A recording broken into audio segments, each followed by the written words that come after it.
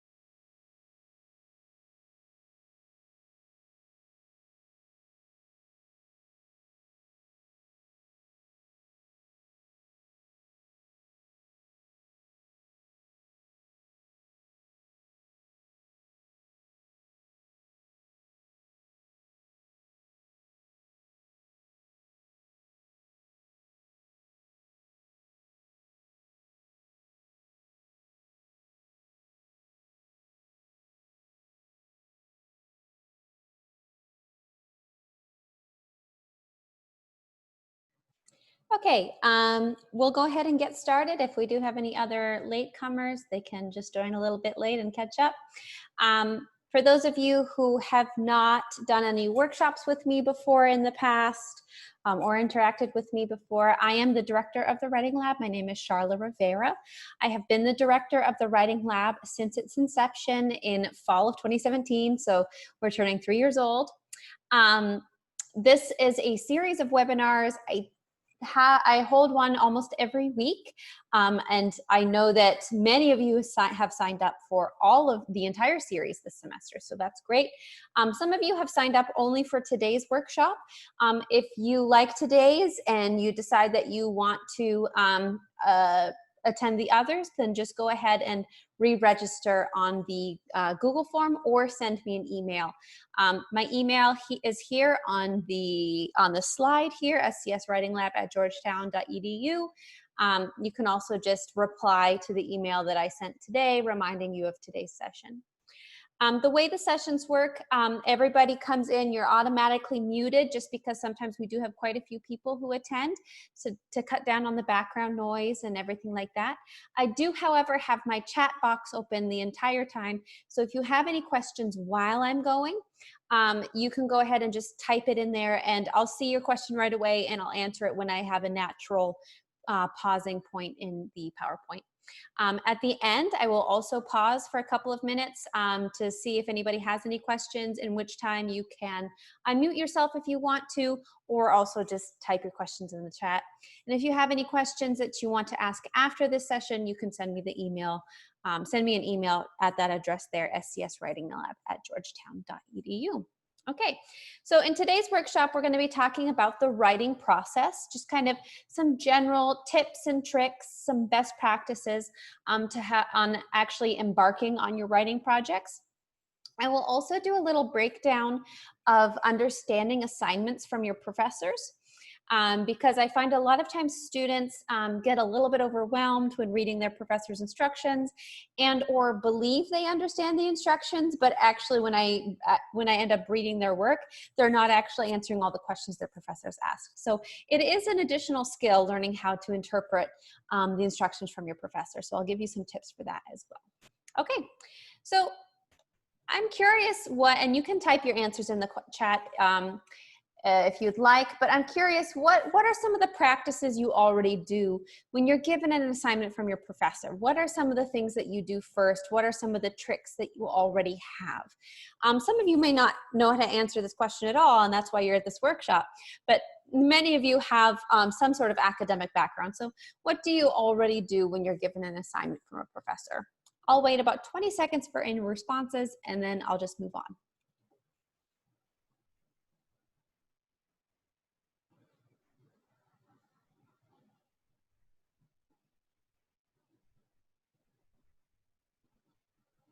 Okay, we have a few people saying they put an outline together. That's great, and also brainstorming. That's great as well. You want to have an idea of the content that you want to put. List out all the questions and draft answers to them first. That's really great because sometimes professors have a really convoluted list of questions that they want you to answer. So it can be really helpful to just go through and highlight or write out separately all of the possible questions your professor is asking you. Bullet points from questions, that's right, that's great. Research and then outline the answers. Yeah, these are all really great tips. And in fact, I think I'm gonna add the one about listing out the questions from your professor's assignment. I think I'm gonna add that to this PowerPoint because that's a really good tip.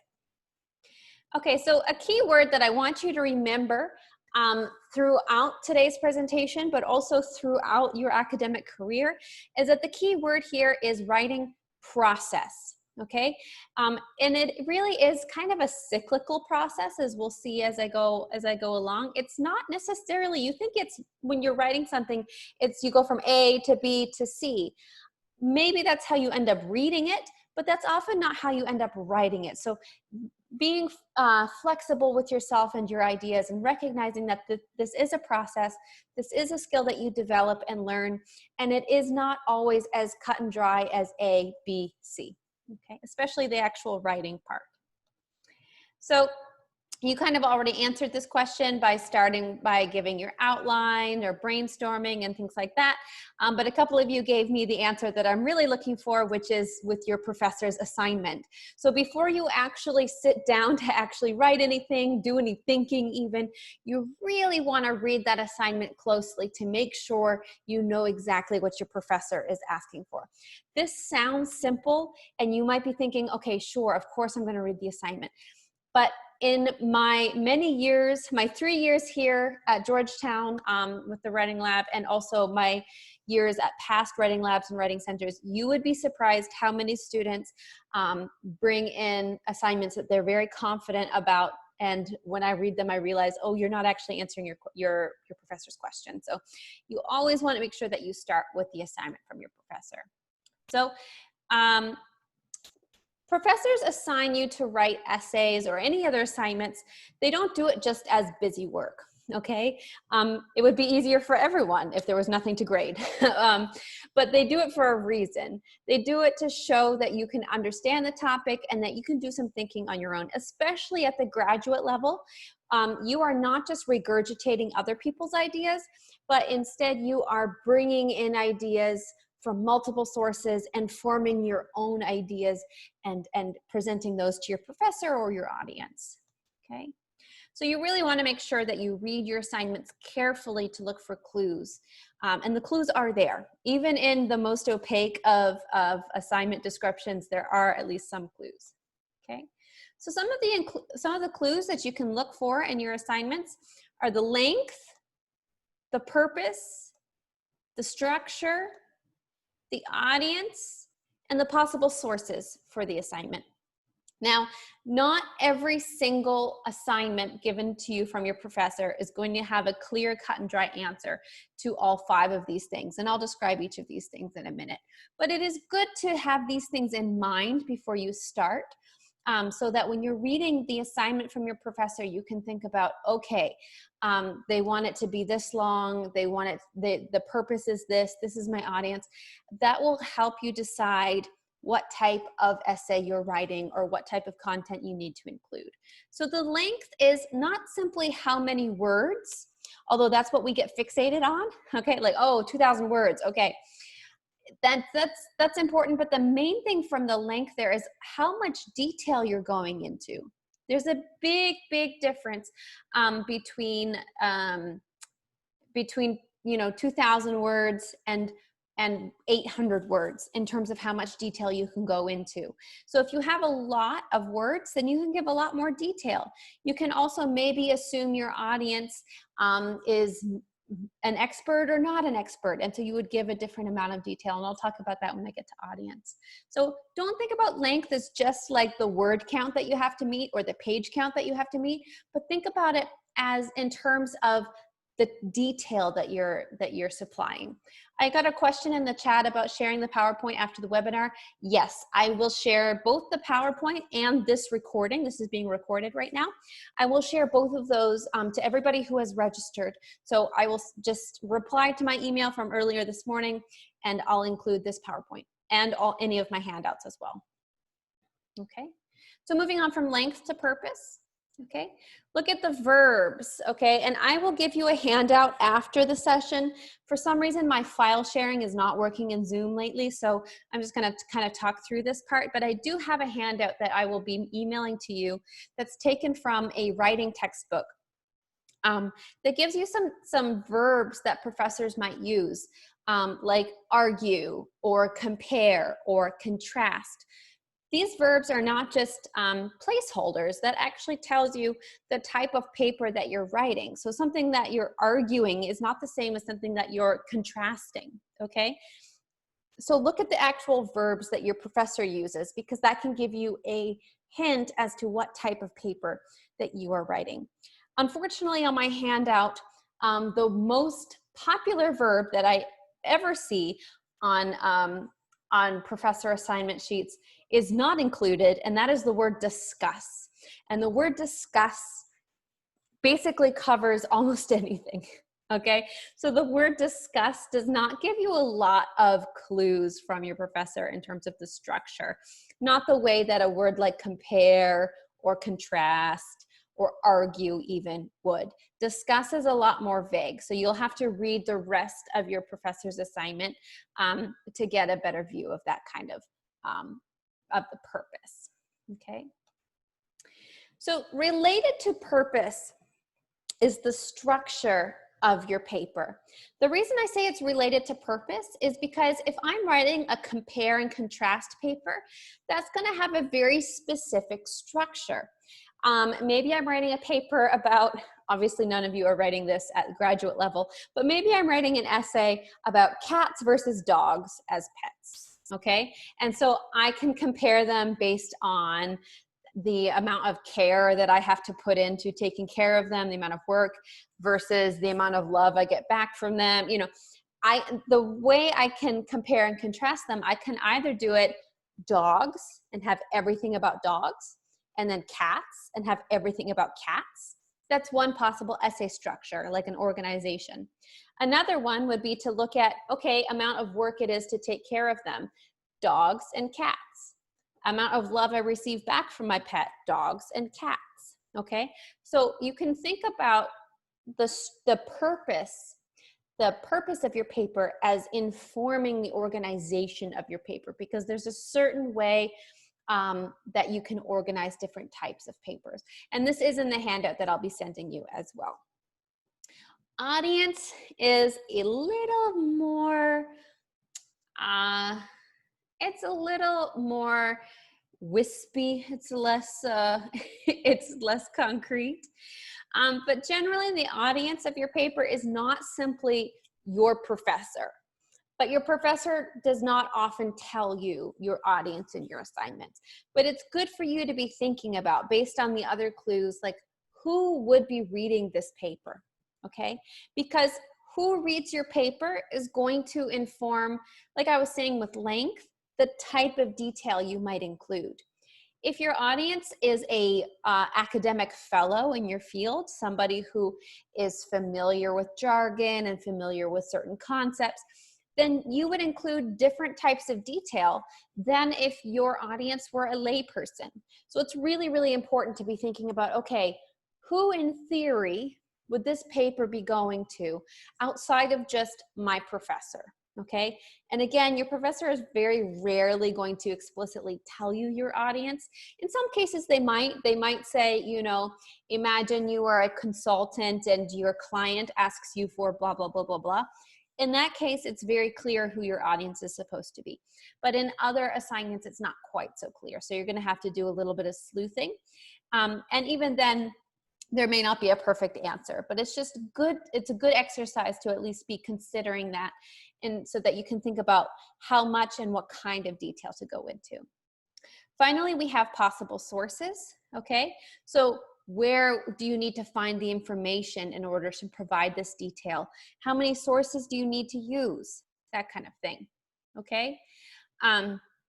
So I have, oops, so it says check the handout, but I will be emailing you the handout because my Zoom, for some reason, is not allowing me to file share. So I say try it. So here is a sample assignment from a professor. This is about an environmental problem. I'm going to type in the chat box in case you don't remember or in case you're not taking notes, our 5 criteria here.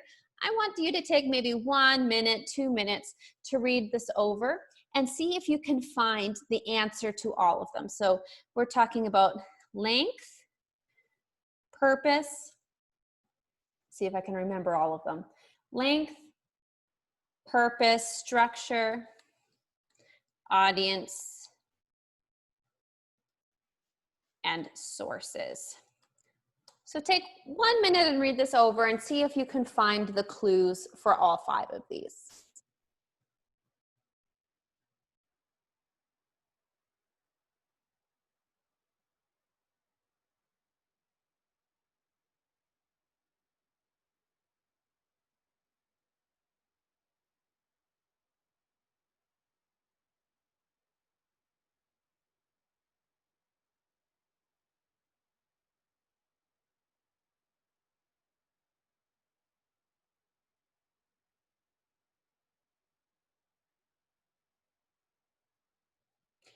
All right, so what is the length? This is probably the easiest one. What's the length of this hypothetical paper here?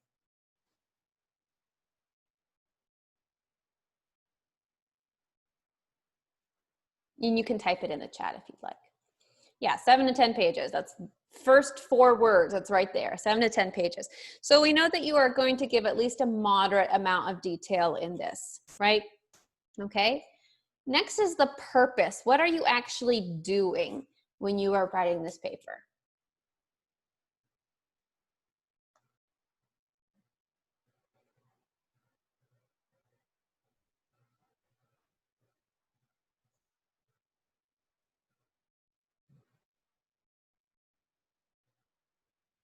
Yeah, exactly. So you have a particular environmental problem and you're going to talk about the causes and the effects and the solutions. Good catch there, Christine, as well as the solutions for this particular environmental problem. Okay, so related to the purpose, what's the structure? How are you going to organize this paper?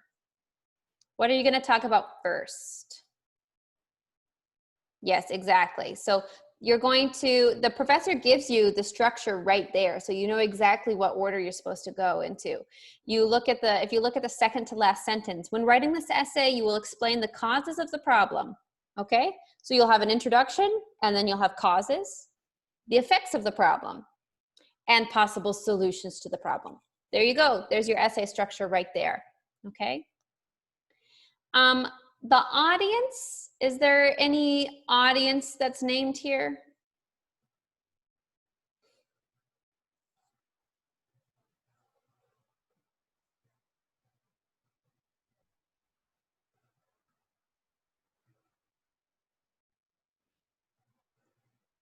Yeah, you guys are getting out your magnifying glasses. You're not going to find the audience in this one. It's not, it's at least it's not explicitly stated. And generally that tends to be the case for audience. But we can guess based on the length and the types of things that the professor is saying in here, what kind of detail, okay? So 7 to 10 pages, like I said, that's moderate detail, but it's also not like writing a book. So you can't give all of the background information. You'll have to jump right into it. You probably want to assume some level of familiarity just because 7 to 10 pages, like I said, is not super long, but you also wouldn't want to write on a super technical level either. But again, audience tends to be the hardest one to find, okay? Finally, what about the sources?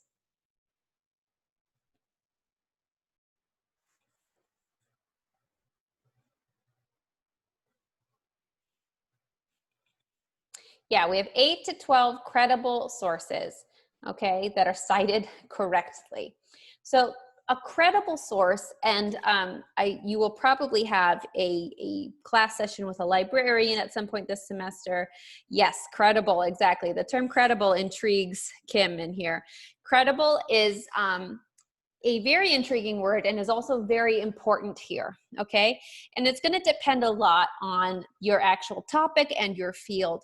But when we're talking about credible sources, this means an author or a journal or a publication that is generally trusted as a source of expertise in your field.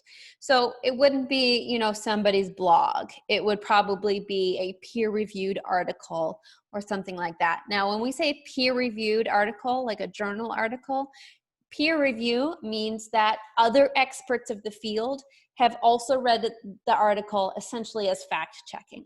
Okay, so when we say credible, again, it's like a well-known author or a well-known publication or a trusted source, that kind of thing. So credible is pretty key here. Another little rule of thumb that I want to give you, not in terms of credible, but just in terms of how many sources you should use. If your professor just says use sources as needed, as some professors do, a good rule of thumb is to try to have essentially one source per page. Now, when I say one source per page, I do not mean just talk about one source on page 1 and your second source on page 2. That's not what I mean at all. But I mean for a 7 to 10 page paper, you want to probably have at least 6 or 7 sources. If your professor did not say 8 to 10 credible sources, or 8 to 12 rather, sorry, and all you're given is 7 to 10 pages, a good rule of thumb is to try to get, you know, close to the number of sources as you have 2 pages. Okay, that's not a perfect hard and fast rule in every situation, but if you're not sure how many sources you need to find, at least try to find as many sources as you have pages. Okay. All right, so I have one more sample assignment. So I want you to look at these 5 again. I'll give you a little bit less time for this one, and I will, if I can scroll back up in the chat, I will repaste my 5 things that we're looking for here. All right. So I'll give you less time. In fact, we'll just do it together while you're skimming here. What's the length of this particular assignment?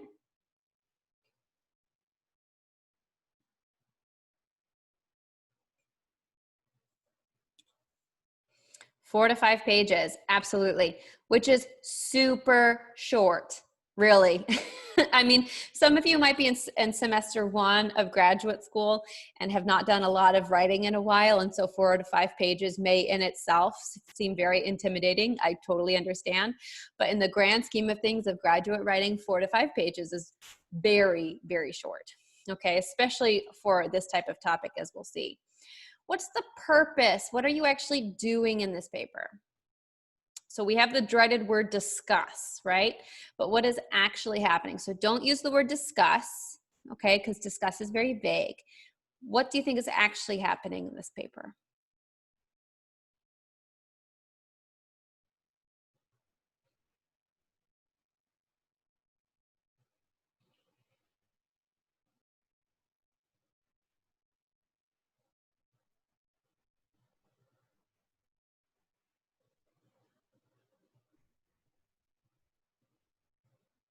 Okay, so what you're doing in this paper, yeah, you have the role of gender in the French Revolution, absolutely. So what you're going to end up doing actually is a compare and contrast.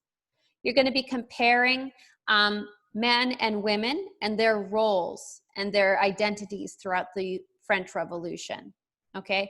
So even though this does not actually include the verb compare or include the word contrast, it has the so vague discuss, you're actually writing a compare and contrast paper, okay? So with that in mind, how might you structure this paper?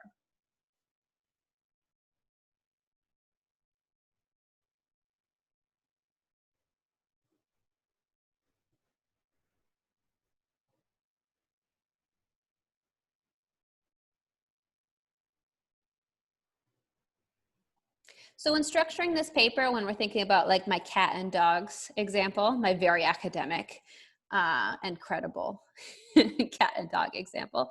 Yeah, one option, which Kim just gave us, is to start with one gender. So we could talk about men and talk about everything about men, and then we could talk about women and talk about everything about women. So that's one option. Another option would be to piece out or pull out the legal and social identities. So we could look at legal identities of men, legal identities of women.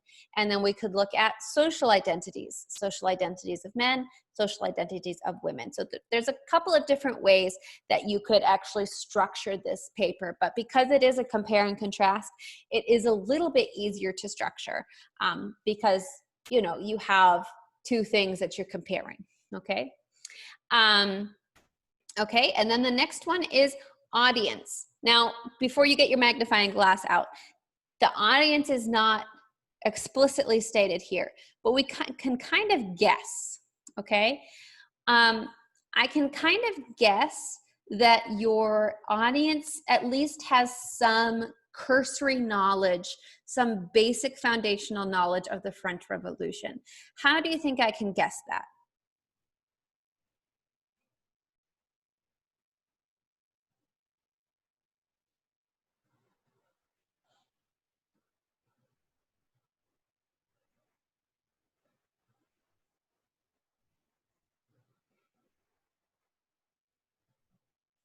Tough question, right?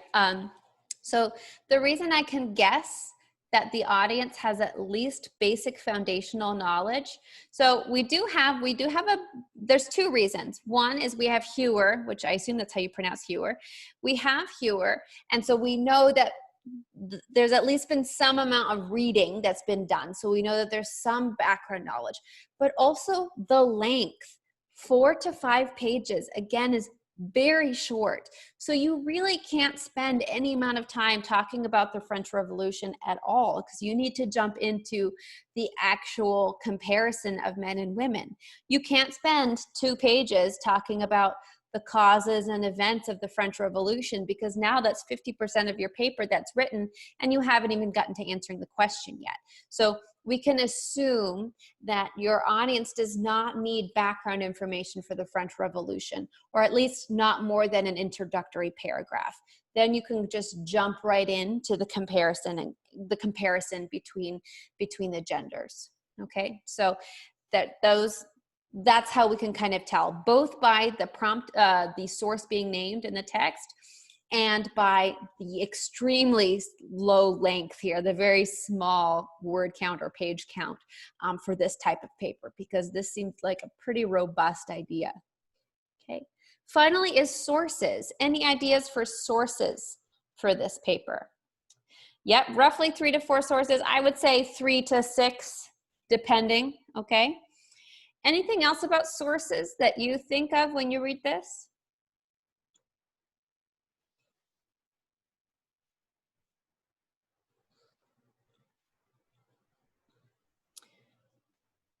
So as soon as I say this, you're exactly, okay, Kim is on the ball today, and so is Reed. That's right. So Hewer, 2005, is named in the prompt.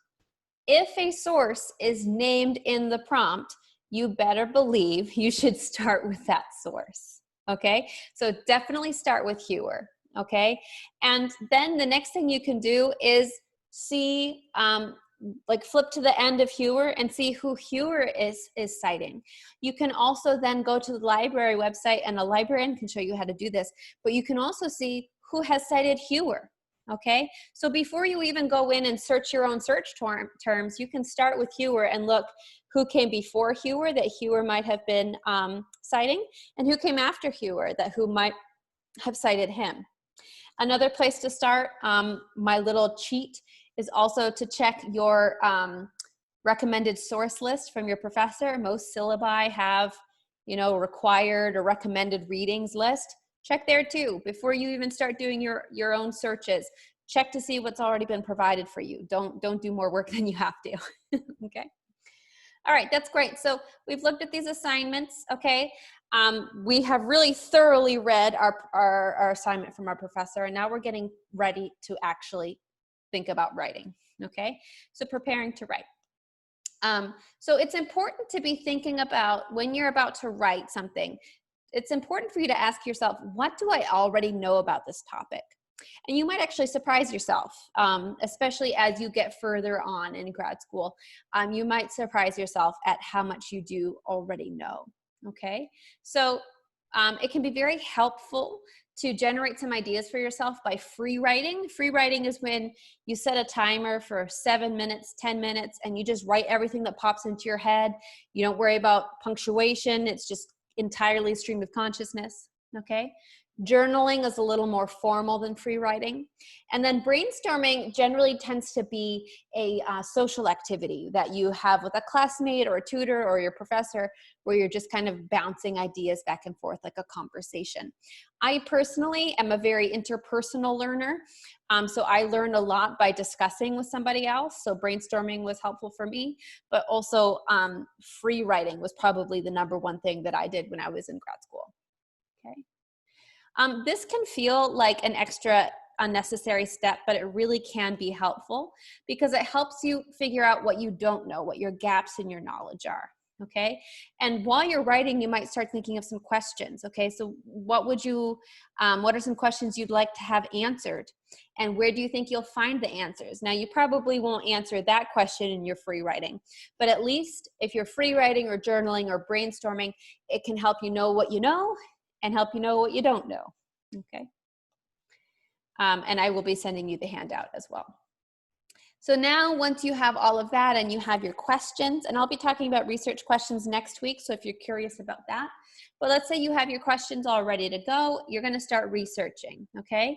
Like I already told you, you should start with your professor's material, especially if they're already mentioned in the assignment. And then check the references of those readings, and then check the recommended readings from your professor before you even start putting anything in a search bar, okay? Google is okay for the pre-writing stage, but not really reliable once you're going into the heavy-duty research. Some of you may be familiar with Google Scholar, which is also okay, but better would be the actual resources from the library. The library has its own search function. It has access to a multitude of databases. And if you're curious about how to research, I'm not the person to ask. Definitely make an appointment with one of the librarians. They are excellent, excellent, excellent. So if you're curious about the researching step, definitely talk to the librarians, okay? You can use the library resources. In non-COVID times, you can go physically to the library. There is a library on the hilltop, and then there's also a library on the bottom basement floor of the SCS campus building. But if you are long distance and or we are all in COVID times, you can go to the website and you can make an appointment with a librarian. They also the librarians have painstakingly put together research guides for each of your fields. So if you go to the website, I have a GIF here. It will replay, don't worry. If you go to the Georgetown Library website, library.georgetown.edu, and once you go there, if you scroll over research and click research and course guides, you can scroll down here and you can find your field. So if you are sports industry management, there is a sports and industry management. If you are real estate, you can find real estate, okay? So they have put together a collection of databases, of recommended journals, of citation tips, and everything like that that is already there and ready for your specific department and or field, okay? Very, very, very helpful people in the library, okay? Going back to credibility, you wanna make sure that the information is trustworthy. So is the author well-known? Okay, is the journal or publisher trusted? I already talked about this a little bit when somebody asked me about credibility, okay? Is the article peer-reviewed? So in the case of an academic journal, was this essentially fact-checked by other experts in the field, okay? If you're unsure about the reputation of a journal or an author or a publisher or whoever, then you can ask your professor and or you can ask a librarian. Our librarian at SCS is Ladka, and then the assistant librarian, his name is Matt, and they're both very sweet, very helpful people. They are very happy to help you, okay? So some tips for while you're researching, Definitely take notes while you're reading, and also include why you think the information is important, and or scribble some notes to yourself as to how you think you'll use it.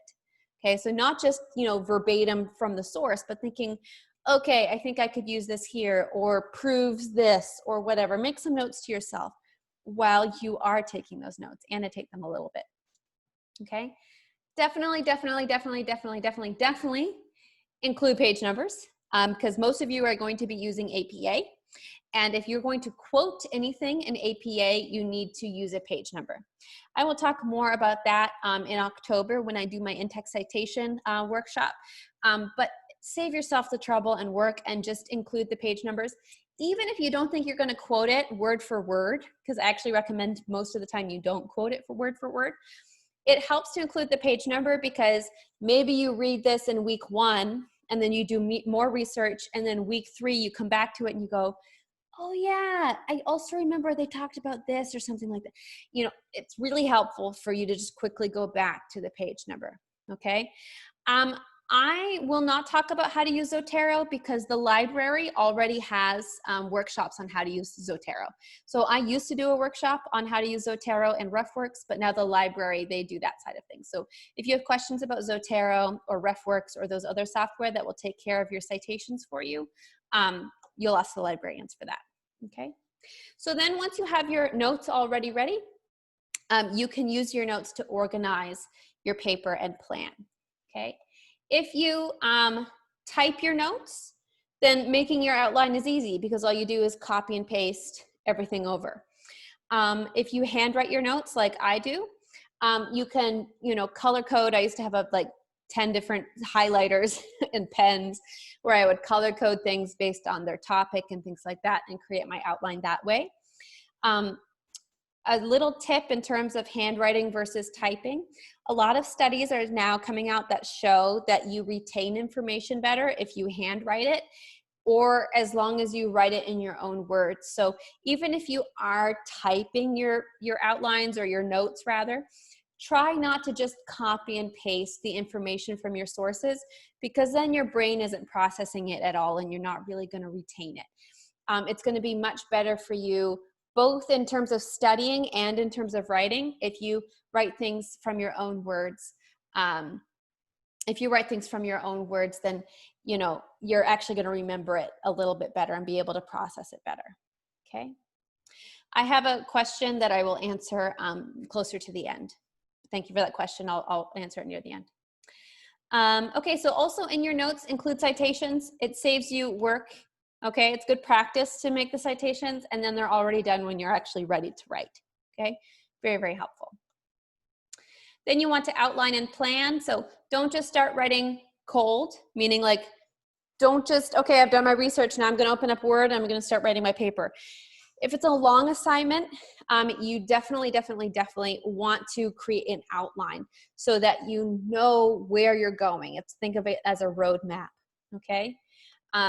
If you create a plan, it helps you decide ahead of time how your ideas connect to each other and what order you should talk about those ideas, okay?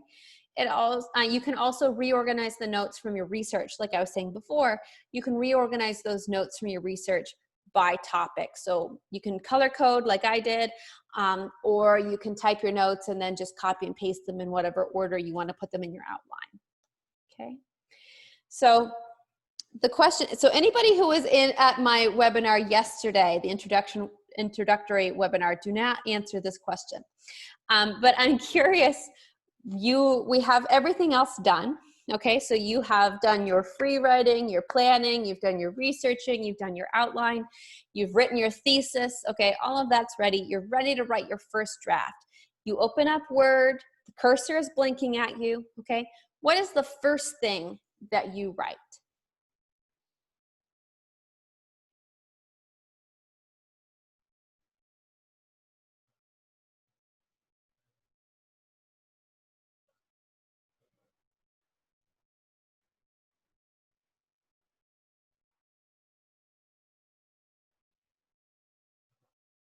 Okay, you guys are shy.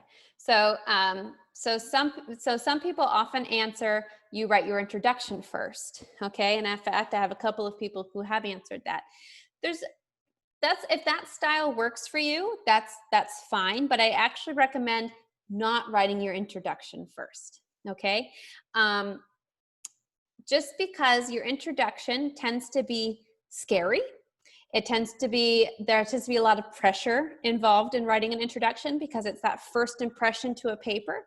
And you also haven't written the rest of your paper, so you may not be 100% sure of what direction your paper is going in. So I actually recommend not starting with the introduction. Just because your reader is going to read your introduction first does not mean you have to write your introduction first. You can write your introduction whenever you want. Okay, so I actually recommend starting with the body of the essay. Anywhere in the essay where you are feeling good and you are feeling confident and you know what you want to say, start there. Okay, especially when you just need to be getting that ball rolling in terms of motivation, because I'm always saying that writing is an emotional process and you cannot discount that feeling of flow when it comes to it. So don't start with something that is going to be scary or be very high pressure for you. Start with something that you are confident about, or at least have a good idea of what you're going to try to say. So start somewhere in the body, and then write the introduction and the conclusion last. So that allows you to make sure that the intro and conclusion represent your full paper a little bit better. Okay, because sometimes you change your thinking while you're writing, and I'll talk about that in a little bit. In fact, I'll talk about it right now. You do want to follow your outline. You spent all that work making an outline, but don't be too rigid when following your outline. Your thinking might change. While we are writing, we are also thinking things through. So while you're writing, you might start to make connections that you didn't make before. So you might start changing the direction of your paper. So definitely follow the outline as closely as you can, but don't be too rigid about it if your thinking starts to change as you go. Remember, this is not an A, B, C process. It's a little more cyclical. This is very important. Again, thinking about motivation and the flow, do not worry about word choice. Do not worry about perfect grammar when you're writing your first draft. Okay, anybody who was here in my orientation yesterday heard me say that my favorite writing quote is from Ernest Hemingway, which is write drunk, edit sober. Okay, so, don't get loaded and write your papers. I'm absolutely not advocating for that. But the sentiment of not worrying about perfection. Okay, yeah, I see people like, okay, you're going to write to your professor, like, dear prof, writing lab director told me to get drunk. So great advice, especially in quarantines. No. Okay, but the sentiment, you guys' comments are cracking me up. But the sentiment of not needing perfection when you're doing that first draft, just cracking along and not stopping to worry about a word, okay? Because flow is really, really important, okay? So if you get to a part of a sentence where like you knew the word 3 minutes ago and now when you're there to type it, you completely forgot, just put a blank there and keep moving. Do not spend 5 minutes trying to think of a synonym or whatever. Because what always happened to me, if I would stop to think about the perfect word, I would open up thesaurus.com and then the next thing I'd know, I was on Facebook, okay? So just keep moving, just keep writing. Don't worry about perfection in your first draft. It is easily fixed after the fact, and you don't want to interrupt your thought process and your flow, okay? All right, so now we have everything written. Now we're getting to the revision stage, okay? By the way, I know it's 12:44.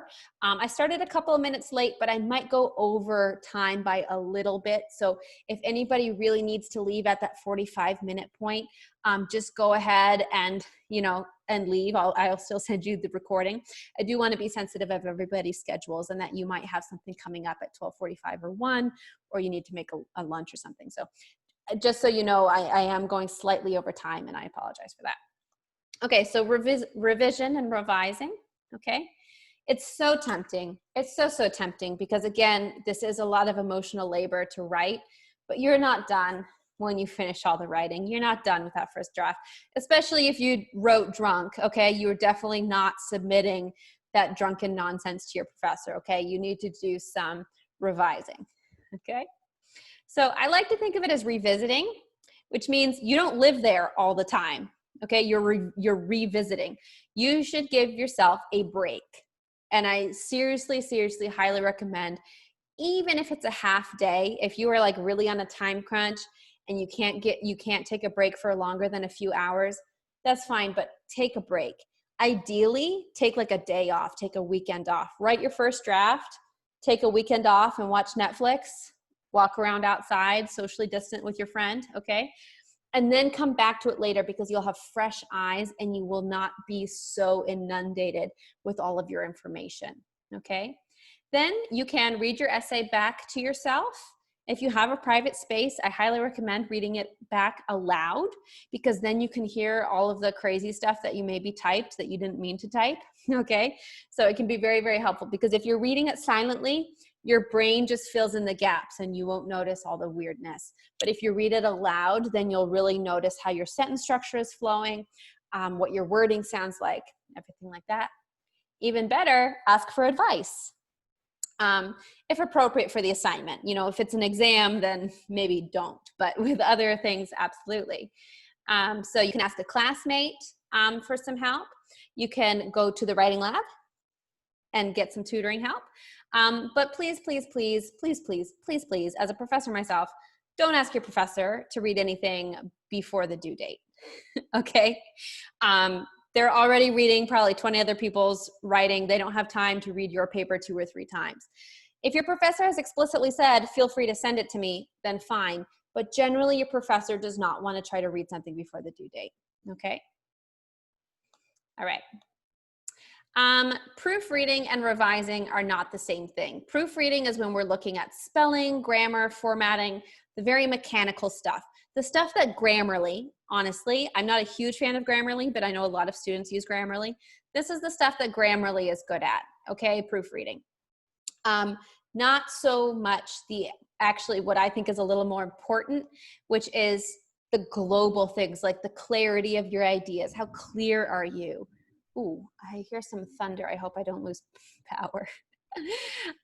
Okay, so the clarity of your ideas, the flow of those ideas, how you are supporting your arguments. Is it appropriate? Are you leaving some things out? Stuff like that, as well as your overall organization, okay? So proofreading, yeah, it's important to check your spelling, but even more important than your spelling or your grammar is the overall arching theme of your paper. And this is the kind of thing where you really need human help for that. Grammarly and its ilk are not really gonna be very good at this part, okay? Time management. My favorite part is that every time I do this webinar, I always run out of time and rush through the time management section. So you would think I would learn, but no, I still have not learned. Okay, so talking about time management. So these are all of the steps that we've already talked about as we've gone. So we have the pre-writing step, we have the writing step, we have the revision step, okay? Now, if we're thinking about those 5 important parts, okay? So just thinking about this is just kind of revisiting the process that we've already talked about. In fact, I'm gonna skip this over. Okay, so you wanna think about how long each step should take you in terms of pre-writing, writing, and revision, okay? I do not think that Georgetown University has a Grammarly student discount. I don't think so. You might want to check with UIS for that. So if we have all of our pieces here, okay, what I recommend, this is how I recommend you divide your time. This is not a perfect division. UIS is the technology office. They can help you if you are downloading software and things like that. So if we have our pre-writing step, our writing step, and our revision step, let's say you have a month, okay? You have a month to write a paper. I suggest spending a week and a half to a week of your, a week and a half to 2 weeks rather, on your pre-writing step. 50% of your time thinking about your ideas, doing research, outlining. The more time you spend really working on the pre-writing step, the less grief you're gonna feel when you're doing the writing step. Okay, so I know that it feels like 50%, that's a lot, but that's doing all of the prep to make your writing part as smooth as possible, okay? So if we have our month, okay, about 2 weeks will be spent researching, outlining, all of that. Then you spend a week and a day. It's kind of hard to divide it into 30 and 20, but a week plus a couple of days here or there actually doing your writing part. Then you take a break. You take a day or two where you watch Netflix, and then you do your revision part where your brain is fresh. Okay, so this is how I recommend you break down your time. Okay, so we're going to skip this part. I don't think I've ever had time for that assignment, for that section of this workshop, so I should just take it out. Anyway, the key word here, again, is a process and cyclical process. This is not A, B, C again, okay? And it's also not, writing is a skill that you develop. So it's a process both in terms of a specific assignment, but also in terms of your entire writing and professional career, your academic and professional career. You're always going to be learning how to be a better writer. We are forever learners, okay? And so even if you're not a confident writer now, you'll be a more confident writer later as your grad school career continues, okay? So here's just kind of the breakdown. So you want to read and reread the assignment. You want to divide that assignment into its parts, generate ideas, research, outline and plan, write the body, write the intro and conclusion, take a break, okay? And then revise, okay? Oh, and I think that's it. So only 6 minutes off in terms of my time management. So here's the part where if you guys have any questions, you can type them in the chat. You can also feel free to unmute yourself at this point to ask any questions. The person who had asked me the other question that I decided to skip has left. So unless anybody wants that question specifically to be answered, I'll leave it alone for now. But so, okay. If you do need to go, feel free to go. I will send you guys this recording and I'll hang tight for a couple of minutes in case there's any questions, okay? Thanks, everybody.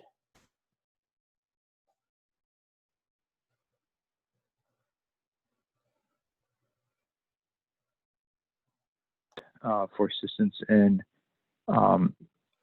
responses to their coursework and basically long-term papers.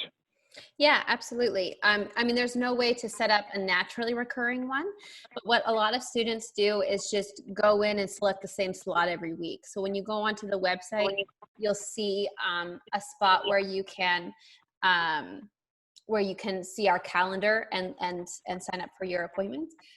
You can just go in and week by week and select the same slot. So especially students who have a large project like a capstone or an ongoing weekly assignment or anything like that, it's very common that a student signs up for the same slot with the same tutor every week. Okay. Most of the students I know are pretty much half my age, and I've been out of the academic world for about a good 17, 18 years. So I promise you're not the only one. I know when you look around your Zoom meeting, it may feel that way, but there are many, many people in SCS who are in the same position as you. So it's not anything that's new to me in terms of working as a tutor. Okay. Thank you.